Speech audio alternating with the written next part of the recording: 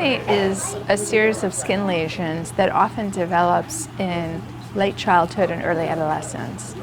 What we see mostly is children around the ages of 8 or 9, even before they have obvious puberty, will start to have little bumps on their face. Often they're kind of white and not very inflamed looking, but as children get older, they become more red or inflamed. Sometimes there can be a little yellow fluid inside, like a pus bump. Sometimes the bump can be large, even like up to a centimeter in size, and they can be very disturbing for both parents and the children. We often see acne starting on the face, but very often can spread to the neck, upper chest, shoulders, and back.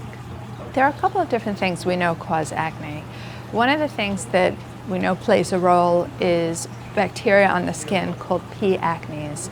That often is a starting point for a lot of the inflammation that happens, which we think is one of the first things that can cause acne. The other issue is that as hormone levels change, as children grow from, say, 6 or 7 years old into 9 or 10, there are hormones in their bodies that actually stimulate oil glands in the face, particularly around the nose, forehead, and chin. Those oil glands will cause more secretion of oil and block the little pores, or what we call the hair follicle. That blockage will result in a bump, which then gets inflamed and irritated from the P. acnes I described earlier. We often recommend not touching the face or certainly popping any pimples. What happens with any kind of self-induced popping or mini surgeries that sometimes parents or the children will do themselves is we cause scarring.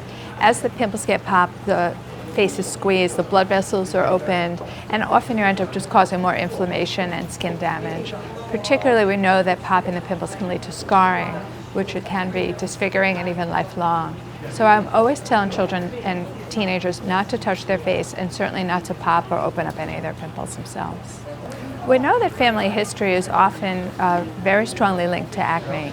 There have been studies in twins, and they show a very strong concordance, particularly in identical twins. They're much more likely to have acne if the other one does.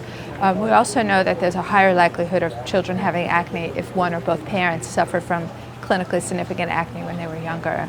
So we do see an important role for family history in this disease. Thank you for choosing St. Peter's.